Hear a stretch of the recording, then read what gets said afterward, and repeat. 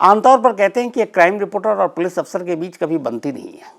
अब ज़रा सोचें कि अगर एक क्राइम रिपोर्टर एक रोज़ पुलिस अफसर बन जाए, और न सिर्फ पुलिस अफसर बने बल्कि एक स्टेट का सबसे टॉप पुलिस अफसर बन जाए, उस स्टेट का चीफ, तो फिर वो एक पुलिस अफसर जो कभी एक दौर में क्राइम रिपोर्टर भी रहा और अब क्राइम रिपोर्टर से डील भी करना है, क्राइम की स्टोरीज है उसको देखना भी है, लॉ एंड ऑर्डर को भी मेंटेन करना है। तो मुझे लगता है कि इस देश में शायद ये पहली बार ऐसा हुआ है, क्योंकि मुझे खुद करीब 25 साल तो हो गए क्राइम रिपोर्टिंग करते हुए। मैंने बहुत ढूंढा, मुझे कहीं मिला नहीं कि एक क्राइम रिपोर्टर किसी स्टेट के डीजीपी के पोस्ट तक पहुंचा। पहली बार ऐसा हुआ। और जो शख्स पहुंचे हैं, अभिनव कुमार जी, उत्तराखंड के अभी हाल में ही नए ये डीजीपी बने हैं और क्राइम रिपोर्टर थे पहले, इसलिए मैंने यहीं से शुरू किया। एक तो बहुत बहुत आपको बधाई, मुबारक, कांग्रेट्स अभिनव साहब। और मेरा सवाल ही यहीं से शुरू होता है। हम लोगों की जो लड़ाई होती है एक पुलिस और क्राइम रिपोर्टर की, खबरों को लेके ही होती है और तो कुछ होता नहीं है। आप दोनों चीज़ देख चुके हैं, चाहे थोड़ी ही देर के लिए, थोड़े वक्त के लिए। तो एक क्राइम रिपोर्टर से पुलिस अफसर बनना, इस सफ़र के बारे में बताइए। देखिए शम्स साहब, पहली बात तो बहुत बहुत शुक्रिया, और मैं आपके चैनल के माध्यम से आपके सभी दर्शकों को भी अपना नमस्कार कहना चाहूँगा। उनको भी जहाँ जहाँ से गुड विशेज़ आई हैं इस नई जिम्मेदारी के लिए, उनको भी धन्यवाद देना चाहूँगा। और जर्नलिस्ट का जो मेरा सफ़र था, क्राइम रिपोर्टर का सफ़र, वो आज तक की ही जो सिस्टर मतलब से ऑर्गेनाइजेशन है इंडिया टुडे मैगज़ीन, उसके इंग्लिश एडिशन में लगभग 2 साल मुझे काम करने का मौका मिला। और पहले साल तो कॉपी डेस्क पे था, तो वो तो एक बेसिकली वहाँ पे सारे हर तरीके की स्टोरीज़ को हम लोगों को पढ़ के और मैगज़ीन के हिसाब से उनको तराशना होता था। और उसके बाद लगभग 1 साल के लिए मुझे एक रिपोर्टर रिसर्चर के रूप में दिल्ली में काम करने को मिला, जिसमें कुछ क्राइम की स्टोरीज़ कवर की और कुछ और बड़ी स्टोरीज़ पे सीनियर रिपोर्टर्स को मैं असिस्ट करता था। तो अपने आप में बहुत बड़ा खूबसूरत तजुर्बा था। और मैं समझता हूँ उस तजुर्बे के दौरान कुछ जो चीज़ें मुझे सीखने को मिली, वो एक तरह से मुझे एक और ज़िम्मेदार और बेहतर पुलिस ऑफिसर बनाने में उस सिखलाई का भी बहुत बड़ा योगदान था। उदाहरण के तौर पे जब कॉपी डेस्क पे काम किया, तो जिस तरह से बारीकी से हमको स्टोरी को पढ़ के और उसको तराशना होता था, ताकि उसका जो ओरिजिनल, जो रिपोर्टर का ओरिजिनल मतलब है, उसमें कहीं कोई तब्दीली भी ना आए, और वो स्टोरी जो मैगज़ीन के एक स्टैंडर्ड थे जर्नलिज्म के, उन पे हर तरह से खरी उतरे, फैक्चुअली करेक्ट हो, कोई ग्रामेटिकल मिस्टेक ना हो, कहीं पे कोई उसके वर्डिंग में कहीं कोई डबल मीनिंग ना हो, कि कोई मतलब उससे कन्फ्यूजन क्रिएट हो, कोई लीगल इम्प्लीकेशन ना हो, कोई ऐसी चीज़ हम लिख दें जिसको बाद में कोई कोर्ट में चैलेंज करे, या जिससे कि मैगज़ीन के एडिटर साहब को कोई दिक्कत का सामना करना पड़े। तो वो एक कॉपी डेस्क पे तो वो सिखलाई देखने को मिली। और फिर जब रिपोर्टिंग की, तो रिपोर्टिंग में जो एक किस तरह से जो एक फैक्ट्स हैं उनको समझ के, और कम समय में उनको पूरे फैक्ट्स को समझ के और उनको एक नैरेटिव में बनाना है, वो नैरेटिव बनाना। क्योंकि कई बार आप चीज़ें देखते हैं, आपने यहाँ कुछ पढ़ा देखा, यहाँ कुछ पढ़ा देखा, किसी से कुछ सुना, किसी से कुछ सुना, उनको एक ताने बाने में पिरो के जब कहानी एक आपको ऐसे फॉर्म में तैयार करें कि आपके पाठक को पसंद भी आए, समझ में भी आए। तो वो जो ये दोनों स्किल्स जो वहाँ पे मुझे सीखने को मिली, तो मैं समझता हूँ जो पुलिस की नौकरी में आया तो ये इन दोनों ही स्किल्स का मुझे बहुत ज़्यादा फ़ायदा मिला। कि एक तो भाई जब भी कोई पुलिस में हमारे पास कोई इन्फॉर्मेशन आती थी, या नीचे से थाने से कोई FIR आती थी, रिपोर्ट आती थी, तो उसको पढ़ के उसकी बारीकी समझने का जो एक हुनर है, वो काफ़ी कुछ मुझे वो वहाँ से आया। जब आपने इंडिया टुडे ज्वाइन किया था, तब शायद आपके जो हमारे चीफ या एडिटर थे वो इंद्रजीत बधवार जी थे। जी हाँ, बधवार साहब थे, और मैं काफ़ी समय तक बधवार साहब रहे। और लास्ट में जब मैं जाने वाला था, तो लास्ट के 2-3 महीने मुझे याद पड़ता है, प्रभु चावला साहब आ गए थे। तो दोनों ही उस ज़माने के, क्या आज भी, दोनों जर्नलिज्म के क्षेत्र में बहुत बड़े नाम हैं। और मैं तो अपने को खुशकिस्मत समझता हूँ कि उन दोनों के साथ काम करके मुझे काफ़ी कुछ सीखने को मिला। तो उस वक्त आपने इंडिया टुडे कैसे चुना था, मतलब आपकी ख्वाहिश थी? मैं आया था, बाहर से आया था पढ़ के, और ऑक्सफोर्ड यूनिवर्सिटी से पढ़ के आया था। और जैसा होता है, मतलब 20 साल का था लगभग जब वहाँ से लौटा था। तो कुछ मन में तय नहीं था कि क्या करना है। कुछ करने का मन तो था, लेकिन क्या करना है वो अब बिल्कुल क्लियर नहीं था। घर वालों की ज़रूर इच्छा थी, जैसे किसी भी मिडिल क्लास फैमिली की उत्तर प्रदेश और बिहार में होती है कि यूपीएससी के लिए एक बार प्रयास करो, लेकिन मेरा उस समय तक मन नहीं बना था। तो पहले तो कुछ दिन एक एडवर्टाइजिंग एजेंसी में 4 महीने काम किया, टॉमसन, हिंदुस्तान टॉमसन, अब जे वॉल्टर टॉमसन है वो, और वहाँ भी कुछ कॉपी राइटिंग का, क्योंकि राइटिंग का शुरू से ही शौक़ था, तो वहाँ कॉपी राइटिंग वगैरह की। उसके बाद एक दिन मैंने अखबार में इश्तेहार देखा कि इंडिया टुडे सब एडिटर्स के लिए उन्होंने एडवर्टाइज़ किया था। तो मैं एक दिन चला गया और बस वहाँ उन्होंने एग्ज़ाम लिया, हमारा रिटन एग्ज़ाम लिया, फिर मेरे ख्याल से 10 मिनट का इंटरव्यू था और there I was offered a job. उस ज़माने में लगभग 3,500 रुपये की नौकरी हमको शुरुआत में मिली थी, 94-95 की बात कर रहा हूँ। 3,500 रुपये में तो काम चल जाता होगा। हाँ हाँ, चल जाता था, कोई मतलब ये अपनी हमेशा शुरू से आदत रही है कि जितनी तनख्वाह मिले उतने में ही काम चलाया जाए। तो फिर आपने इंडिया टुडे में काम करते रहते हुए ही यूपीएससी की पूरी तैयारी की? जी, वो मतलब ऐसा था कि इंडिया टुडे में काम करना ही अपने आप में यूपीएससी की तैयारी थी, क्योंकि आप इतना ज़्यादा यूवर मतलब 24/7 you are being expose to all the important news and all the important developments. आपका अलग अलग इवेंट्स में देश की बड़ी बड़ी हस्तियों से इंटरेक्शन होता था, उनको सुनने का मौका मिलता था। कभी किसी प्रेस कॉन्फ्रेंस में चले गए, कभी किसी प्रेस कॉन्फ्रेंस में चले गए। तो मतलब हालांकि वो स्ट्रक्चर्ड प्रिपरेशन नहीं था, लेकिन अपने आप में एक तरह से इट वाज अ प्रिपरेशन, और बाकी जो खाली समय मिलता था उसमें अपना थोड़ा बहुत जो सिलेबस था उसको देख लिया। तो जब आप यूपीएससी आपने क्लियर कर लिया तो फिर आप अपने पुराने बॉसेस या इन लोगों से मुलाकात हुई? जब मैं पहली बार, मुझे अभी भी याद है, जब मैं रिज़ल्ट आ गया और मैं अपने इस्तीफ़े की बात करने गया बदवार साहब से, तो आधा घंटे वो बहुत उन्होंने मेरे इस फैसले पे बहुत नाराज़गी अपनी जाहिर की और बोले कि ये ठीक नहीं है, और बोले आप लोग मतलब क्या आप इतना बढ़िया इंडिया टुडे, अच्छा खैर तब भी और आज भी मैं समझता हूँ जर्नलिज्म की दुनिया में बहुत रिस्पेक्टेड नेम है इंडिया टुडे। तो उन्होंने बहुत मुझे डांटा, मतलब डांटना ही कहूँगा मैं, क्योंकि और कोई उस लहजे का और कोई डिस्क्रिप्शन नहीं है, और बोले कि आप बहुत बड़ी गलती कर रहे हैं और आपको इस तरह बोले कि आप अंदाज़ा नहीं है कि एक जर्नलिस्ट का समाज में क्या कंट्रीब्यूशन होता है, क्या स्थान होता है।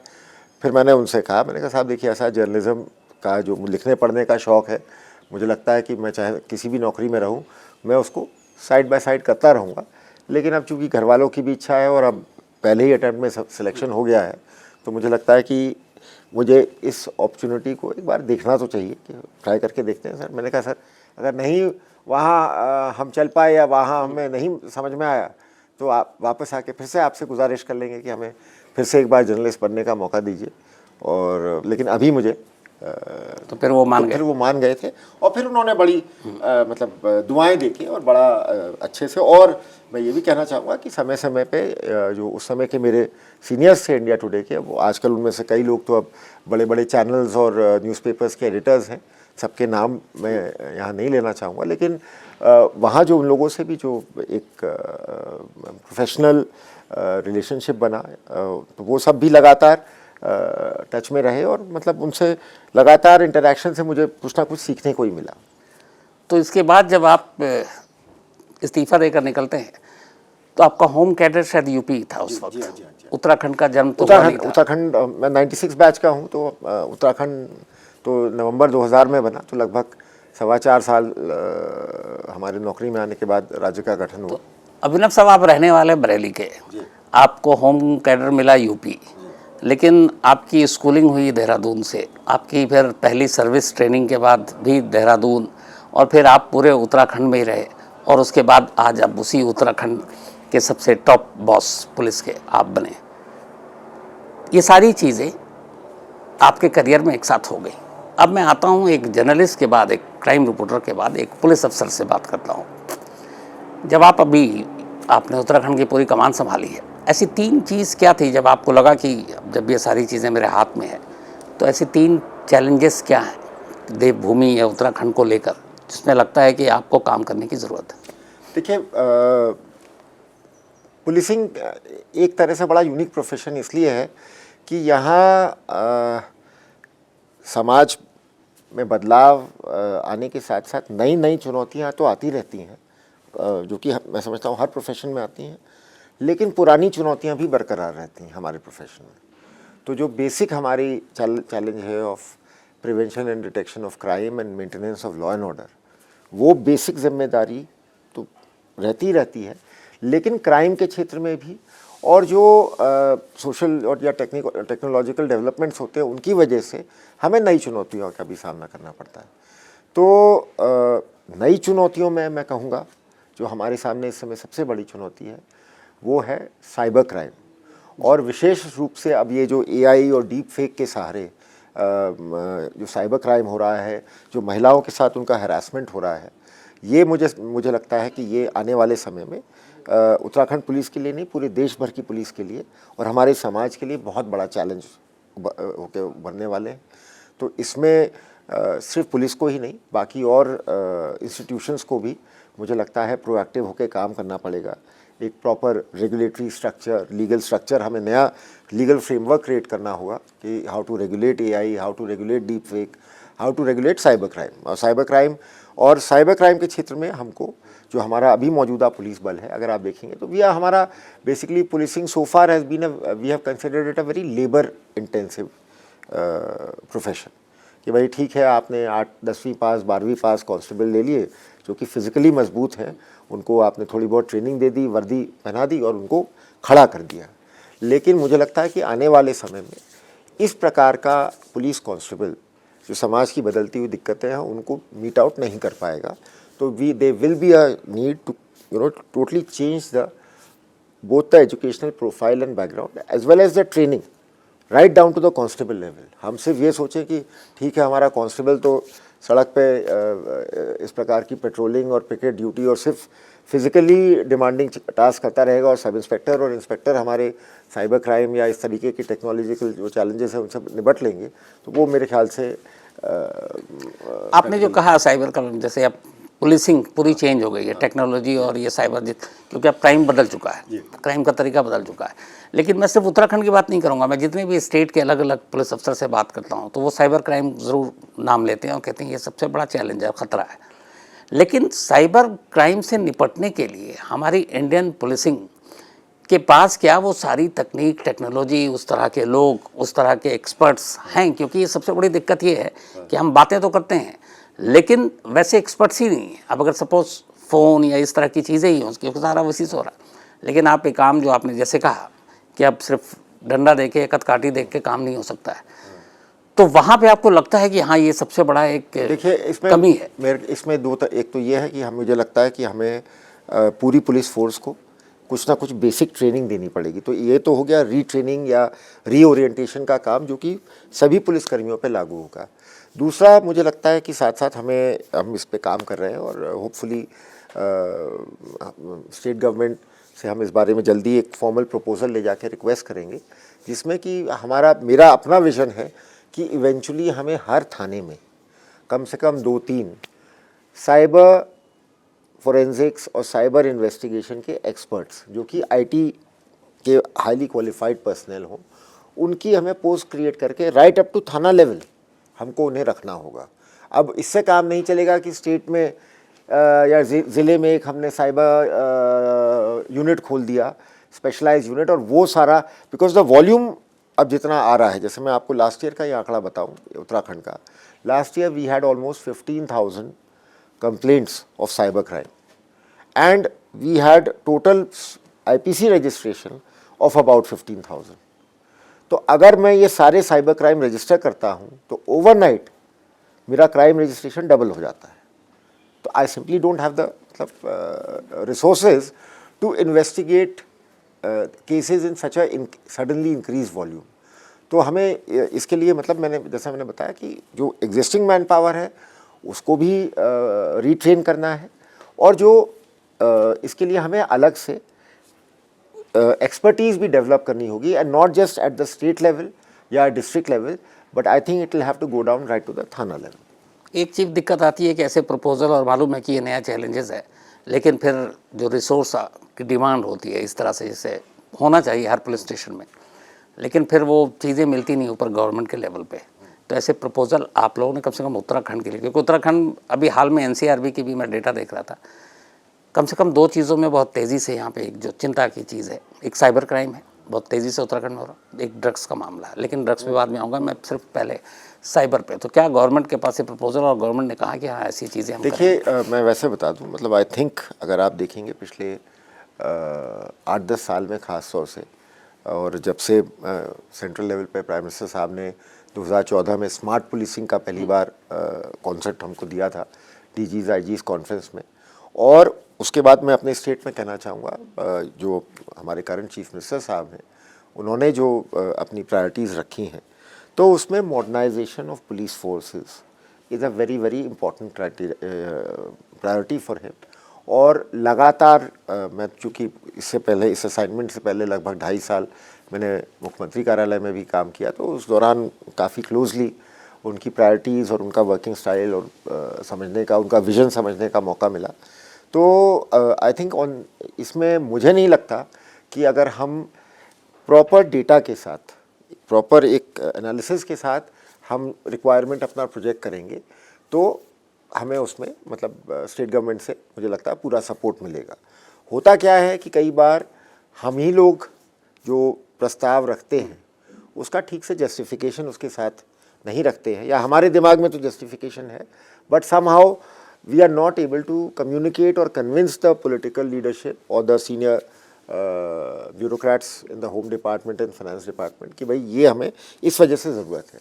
I am hoping that at least me and my entire team, जो हमारे सीनियर ऑफिसर्स हैं पुलिस मुख्यालय में, कि एक तो हम डेटा ड्रिवन लॉजिकल रिक्वायरमेंट जब हम प्रोजेक्ट करेंगे, और वो भी एक ना स्टेजेस में, आप अगर आप चाहें कि एक साथ मैं ओवरनाइट या अगले 3 महीने में मैं उत्तराखंड पुलिस को साइबर क्राइम के लिए लैस कर दूं और स्टेट गवर्नमेंट सडनली इतने लार्ज संख्या में मुझे रिसोर्सेज, तो I think that will not be a fair expectation on my part also and on the publics part also. मतलब वी हैव टू, मतलब रिसोर्स का देखिए, हर जगह सरकार के पास रिसोर्सेज संसाधन सीमित हैं, हेल्थ सेक्टर में भी इन्वेस्ट करना है, एजुकेशन में भी इन्वेस्ट करना, लेकिन मेरा अपना इसमें मानना ये है कि अब हमें पुलिसिंग के बारे में भी अपनी धारणा समाज को भी, सरकार को भी चेंज करनी पड़ेगी कि policing is also an investment in our society, it is not just an expenditure. और अगर हम एक अच्छे सुदृढ़ समृद्ध संपन्न समाज की नींव डाल रहे हैं तो उसमें पुलिस में कायदे से सोच समझ के साथ इन्वेस्ट करना बहुत ज़रूरी हो जाता है। एक तो ये हो गया कि साइबर के लिए ये सारी तैयारियां, ये वो चीज़ें हैं जिसको क्राइम को रोकने के लिए। एक दूसरी और बड़ी इंपॉर्टेंट चीज़ है जिसपे अपनी इंडियन पुलिस शायद अभी उतनी आगे नहीं, जितनी हम यूरोपियन या बाकी पुलिस की बात करता हूँ। एक क्राइम हो चुका और उस क्राइम में फिर कन्विक्शन की बारी। हमारे देश में बदनसीबी की बात है कि कन्विक्शन रेट बहुत कम है, चाहे वो मर्डर हो या रेप हो। अब जो नई नई टेक्नोलॉजी आई है, मैं फॉरेंसिक साइंस पे आता हूँ। अगर फॉरेंसिक एविडेंस सही तरीके से कलेक्ट किया जाता है और उसको सही, क्योंकि अब तो कोर्ट भी कहता है कि अगर डीएनए मैच करता है तो रेप विक्टिम को भी आप कन्विक्ट कर सकते हैं उसमें, लेकिन रेप का भी कन्विक्शन रेट हमारे यहाँ 25% है। तो फॉरेंसिक एविडेंस और फॉरेंसिक साइंस पुलिसिंग के साथ उसको लेकर भी आप लोगों की कोई नहीं पाए? जी हाँ, बिल्कुल। उत्तराखंड में हम लोगों ने we are amongst the pioneering states जिन्होंने कि अभी हमने डिस्ट्रिक्ट लेवल तक फॉरेंसिक यूनिट्स बना दिए हैं, स्पेशलाइज यूनिट्स, तो जो कि तुरंत मौका वारदात पे जाके जो भी नेसेसरी एविडेंस है उसको कलेक्ट करें। कुछ ही साल से ये सिस्टम शुरू हुआ है, लेकिन धीरे धीरे अगर आप डेटा देखेंगे तो अगर 10 साल पहले हम मान लीजिए 10-15% केसेस में ही फॉरेंसिक एविडेंस यूज़ करते थे, तो मुझे अभी लास्ट ईयर का डेटा अभी हमारा एग्जैक्ट आया नहीं है, but we have substantially increase that percentage of forensic evidence. और पहले क्या होता था कि हमारे स्टेट में तो कई साल तक लैब ही नहीं थी, फिर देहरादून में जाके लैब बनी। उससे पहले हम अपना फॉरेंसिक एविडेंस या तो आगरा भेजते थे या चंडीगढ़ भेजते थे और स्टेट्स की लैब्स में, तो नेचुरली वो उसको प्रायोरिटी भी नहीं देते थे। तो अब जब से एक तो हमने अपनी स्टेट लेवल की फॉरेंसिक साइंस लेबोरेटरी देहरादून में क्रिएट कर ली है, और साथ ही साथ अपने डिस्ट्रिक्ट लेवल पे फॉरेंसिक यूनिट्स हमने क्रिएट कर लिए हैं, तो फॉरेंसिक एविडेंस का इस्तेमाल खुद ब खुद बढ़ा है। और अगेन इवेंचुअली जैसे मैं बोल रहा हूँ कि हम थाना लेवल पे चाहेंगे कि cyber crime detection facility available हो, उसी तरह से every thana of the state must have a specialised forensic unit जो कि जब भी कोई संगीन घटना की सूचना मिले तो तुरंत वो सिविल पुलिस के साथ एज अ टीम जाए और सिविल पुलिस अपना नॉर्मल इन्वेस्टिगेशन का, जांच पड़ताल का काम करे, लोगों से पूछताछ का काम करे, है ना, जैसे, और ये साथ साथ मौके से और बाकी और उस केस से जुड़ी जो भी और चीज़ें हैं उनका फोरेंसिक एग्जामिनेशन करके वो हमें साइंटिफिक तरीके से असिस्ट करें। एक चीज़, जिस तरीके से उत्तराखंड अब बदल रहा है, देहरादून आज से 10 साल पहले इसकी तस्वीर अलग थी, अब दिल्ली, पंजाब, हरियाणा बहुत सारे लोग बाहर से आए हैं। इसके अलावा टूरिस्ट करोड़ों हर साल आते हैं। बहुत सारे अब नए नए स्कूल कॉलेजेस हैं यहाँ पे जो बाहर से बच्चे पढ़ने आते हैं। और इन सब के साथ एक चीज़ आई है जो हाल के डेटा बताती है, वो है ड्रग्स ख़ासतौर पर नौजवानों में। इसको रोकने के लिए आप लोग उत्तराखंड पुलिस की तरफ से? देखिए, ये बिल्कुल सही आपने बताया, ये हमारे लिए बहुत बड़ा कंसर्न है और this concern is shared by the state government also. हमारे ऑनरेबल चीफ मिनिस्टर साहब ने कुछ ही समय पहले 2025 को तक उत्तराखंड को ड्रग्स फ्री बनाने का चैलेंज दिया है। 2025 तक। तो it's an extremely, I mean I would से it's a extremely challenging task this thing, लेकिन हमने उस चुनौती को स्वीकार करते हुए किया है। इसमें मेरा थोड़ा सा सोच ये है कि we need to I think better focus the efforts of our drug fighting this thing on two things. One is, I think we need to distinguish between what are called soft drugs and what are called hard drugs. By hard, the distinction I would say between soft drugs and hard drugs purely is in terms of potency, in terms of their addictiveness, and in terms of their potential to cause fatality because of an overdose. तो अब जैसे उदाहरण के तौर पे आई would से tobacco है for instance, it is a soft drug because आप सिगरेट पीने की ओवरडोज से कोई एकदम तत्कालिक तौर से नहीं मरेगा, लेकिन heroin I would say is a hard drug because heroin की थोड़ी सी भी overdose can be instantly fatal. तो हमारा अगर हम देखेंगे तो हम मतलब नेचुरली भाई जैसे हम एक्सीडेंट्स भी होते हैं, तो जब मेरा ट्रैफिक मैनेजमेंट में मेरा टास्क रहेगा कि फेटल एक्सीडेंट्स की संख्या पे मैं पहले ध्यान दूं और जो एक्सीडेंट्स या माइनर इंजरीज या थोड़े बहुत वैसी चीज़ें हैं उन पे भी ध्यान दूं, पर बाद में ध्यान दूं या उन पे कम ध्यान दूं।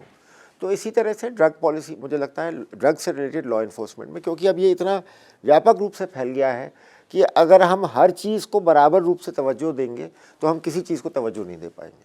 बिल्कुल सही। तो एक तो ये था। दूसरा मेरा ड्रग्स के उसमें मानना ये है कि इसमें सिर्फ पुलिस को लॉ इन्फोर्समेंट की प्रॉब्लम के रूप से नहीं काम करना है, इसमें हमारे एजुकेटर्स को, हमारे हेल्थ प्रोफेशनल्स को, you see it is, I also see it as a public health problem, that in the sense that a lot of these drug users, I think more than jail, they need to be treated at a proper de addiction centre, at a treatment facility, क्योंकि ये they are not violent criminals, है ना।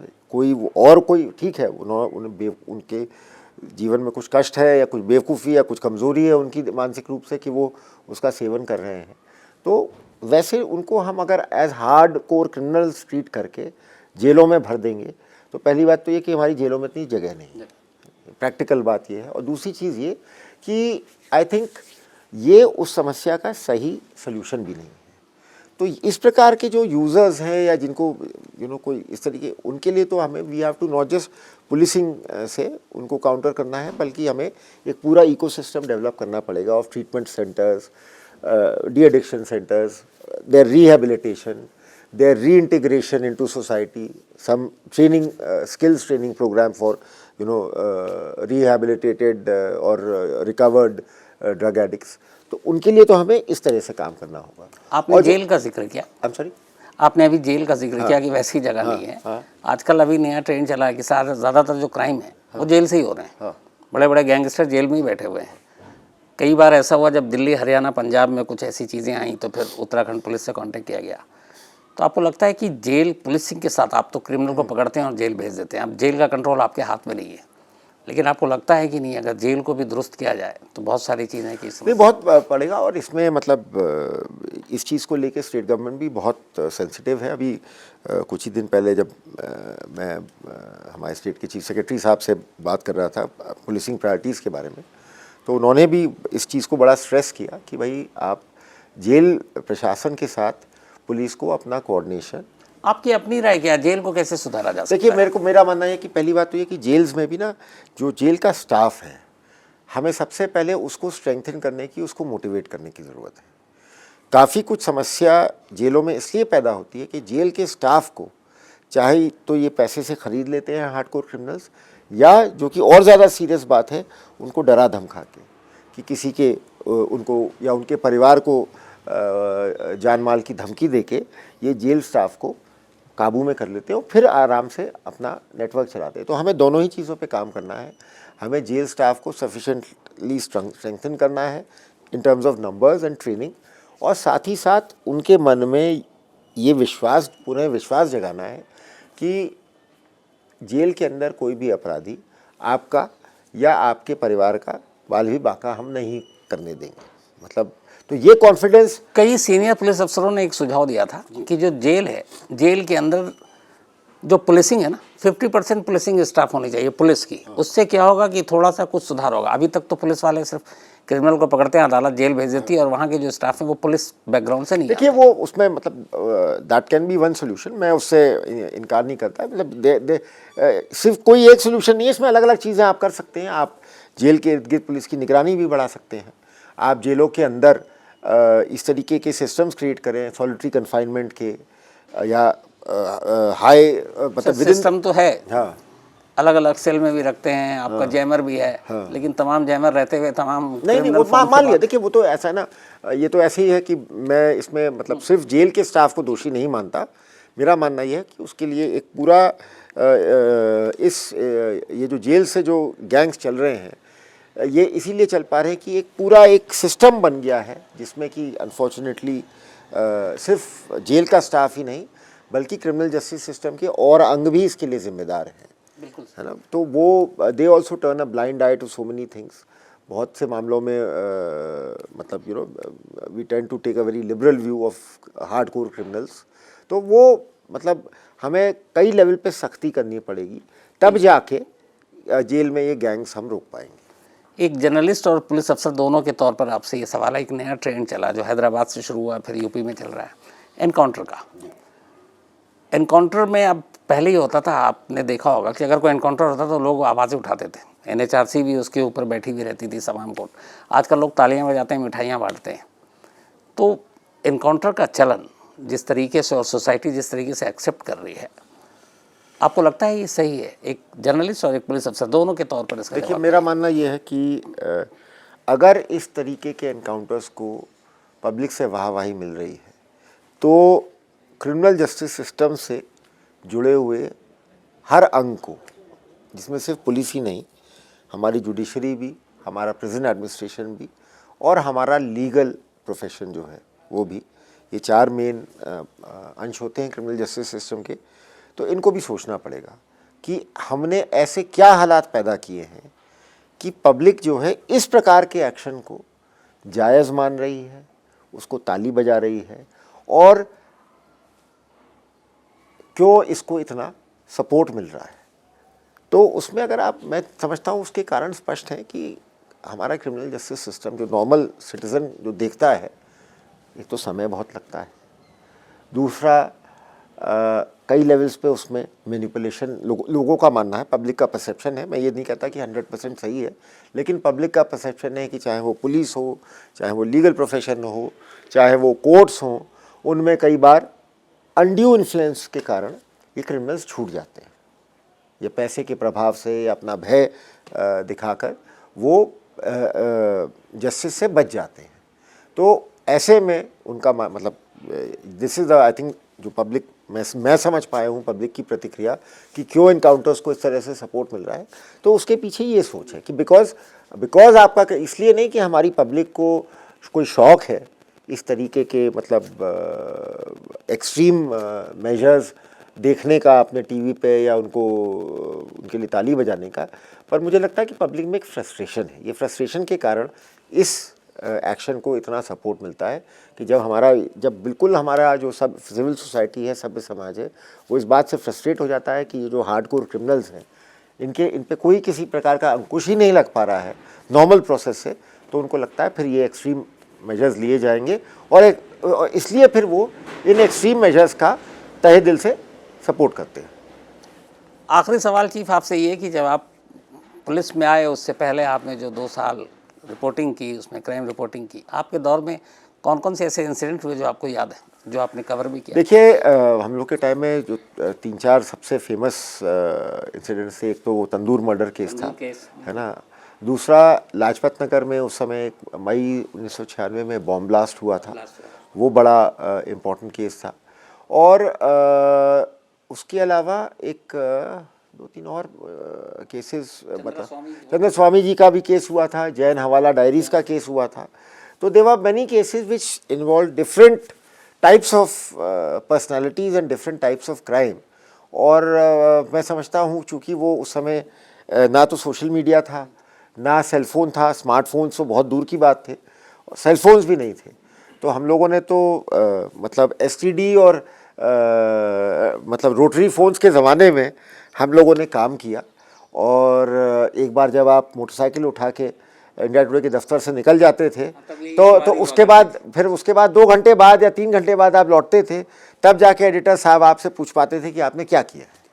पर इस समय क्या है कि मुझे लगता है कि आजकल के रिपोर्टर्स की ज़िंदगी शायद हम लोगों के टाइम से ज़्यादा मुश्किल हो गई। बिल्कुल, पहले एक बार आप फील्ड पे निकल गए, क्योंकि उतना एक तो जो आजकल मैं देखता हूँ, जो एक ये ब्रेकिंग न्यूज़ के नाम की बीमारी जो फैली हुई है, मैं इसको बीमारी मानता हूँ।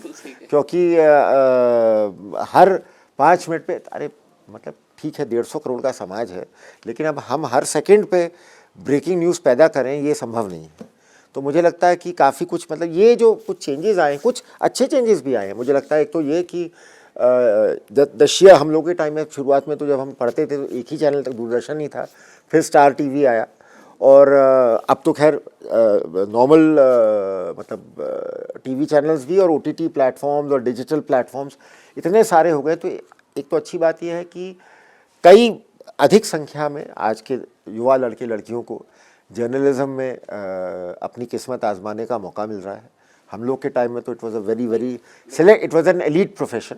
अब even journalism has become more democratic in every way, I think. तो ये इसके अच्छे पहलू भी हैं, इसके ख़राब पहलू भी हैं। ख़राब पहलू में मैं ये कहूँगा कि जो मुझे लगता है हम लोगों के टाइम में जिस तरह से थोड़ा सोच विचार के साथ, समझ बूझ के साथ और जिस शिद्दत के साथ और प्रोफेशनलिज्म के साथ हम लोग अपने टाइम में एक स्टोरी लिखते थे, और बहुत केयर की जाती थी इंडिया टुडे में कि भाई एक भी फैक्चुअल एरर, कहीं डेट का एरर नहीं होना चाहिए, फैक्ट का एरर नहीं होना चाहिए, किसी के नाम की स्पेलिंग वो वही होनी चाहिए जो वो खुद इस्तेमाल करता है। ये नहीं कि रिपोर्टर साहब ने उसका जो सुना उसके हिसाब से अपना उसका जो भी उसको स्पेलिंग देनी थी वो दे दी। मतलब छोटी छोटी चीज़ें हैं ये। आज मैं देखता हूँ वो अटेंशन टू डिटेल, क्योंकि speed has become the most important thing कि भाई आप कितनी जल्दी ब्रेकिंग न्यूज़ कर रहे हैं या उस न्यूज़ से जुड़ा कुछ भी। तो कई बार मैं देखता हूँ कि ब्रेकिंग न्यूज़ के चक्कर में गलत सलाह तोड़ मोड़ के, मतलब या बिल्कुल डिस्टॉर्टेड फैक्ट्स पब्लिक के डोमेन में चले जाते हैं। और अनफॉर्चुनेटली होता क्या है कि जो भी नैरेटिव सबसे पहले कहा जाता है पब्लिक माइंड में वही मतलब बेस बन जाता है। बाद में भले ही आप उसके बारे में कितने ही कॉन्ट्ररी फैक्ट्स निकाल के पब्लिक के सामने, लेकिन अगर आपने शुरू में डिस्टॉर्टेड नैरेटिव क्रिएट कर दिया पब्लिक माइंड में, तो वही फिर उसके बारे में डोमिनेंट परसेप्शन बन जाता है। तो ये सारी चीज़ें मुझे लगता है थोड़ा सा दिक्कत पैदा कर रही हैं। लेकिन मुझे अगेन मेरा मानना यह है कि जर्नलिज्म, मैं तो एज अ कोई भी जिम्मेदार पुलिस ऑफिसर जो है वो जर्नलिस्ट को अपना एक तरह से पार्टनर मानेगा in crime prevention and control. क्योंकि मेरा मानना यह है कि जर्नलिस्ट का काम जो है वो कई बार वो हमारी कमियां निकालते हैं, अच्छी बात है। मैं तो अगर आपकी नीयत साफ़ है तो मैं समझता हूँ अगर कोई जर्नलिस्ट या कोई मीडिया पुलिस को क्रिटिसाइज़ कर रहा है तो हमें उसका बुरा नहीं मानना चाहिए, प्रोवाइडेड बस उसमें मैं 2 चीज़ें मानता हूँ अहम होती हैं। एक तो ये कि जो उनका क्रिटिसिज्म है वो फैक्चुअली करेक्ट है या नहीं है, एंड दूसरा it should be about issues, it should not be about individuals. कई बार मैं देखता हूँ कि मीडिया की कुछ स्टोरीज़ होती हैं जो बहुत ज़्यादा एक पर्टिकुलर पुलिस अधिकारी को टारगेट करते हुए होती हैं। तो वो भी मुझे लगता है थोड़ा सा that is an unhealthy and unnecessary tendency. आप बिल्कुल कोई सेंसेशनल क्राइम होता है या कहीं पे आपको पुलिस की लापरवाही या पुलिस की नालायकी मैं कहूँगा दिखाई देती है, आपकी जिम्मेदारी है, आपको पूरा हक है कि आप उसको उजागर करें। आपके अंदर से दोनों चीज़ें, एक जर्नलिस्ट भी और एक पुलिस अफसर भी, लेकिन आपने सही पॉइंट उठाया। बस चलते चलते एक आखिरी चीज़, उत्तराखंड को छोड़कर बाकी के, चूँकि आपने थोड़े वक्त काम किया था, तो उत्तराखंड के बाहर की जो क्राइम की बड़ी बड़ी स्टोरीज होती हैं, इंसिडेंट्स होते हैं, जैसे आफ्ताब पूना वाला श्रद्धा हुआ या कुछ और, उसको फॉलो करते हैं, पढ़ते लिखते हैं? बिल्कुल। मैं जैसे आज से 15-20 साल पहले निठारी वाला जो कांड हुआ था, है ना, या आरुषि तलवार वाला जो इंसिडेंट हुआ था, तो इस प्रकार की जो भी देखिए, आई थिंक कोई भी जिम्मेदार पुलिस ऑफिसर जो होगा, तो हमारे देश में कहीं पे भी कोई भी सेंसेशनल अपराध होगा, तो for my own professional growth it is very important कि मैं पहले तो उस जो इंसिडेंट हुआ है उसके बारे में फैक्चुअल पोजीशन को समझूं, उसके बारे में जो पब्लिक परसेप्शन है उसको भी समझने की कोशिश करूं, और उसमें जो अगर इन्वेस्टिगेशन में कुछ मेरे कोलीग्स ने और स्टेट्स में कुछ नया काम किया है, कुछ नई सोच के साथ कुछ इनोवेशन किया है, तो उससे भी मैं सीख लेने की कोशिश करूँ। बहुत बहुत शुक्रिया चीफ, और ऑल द बेस्ट आपके इस नए पोस्ट के लिए। Thank you so much.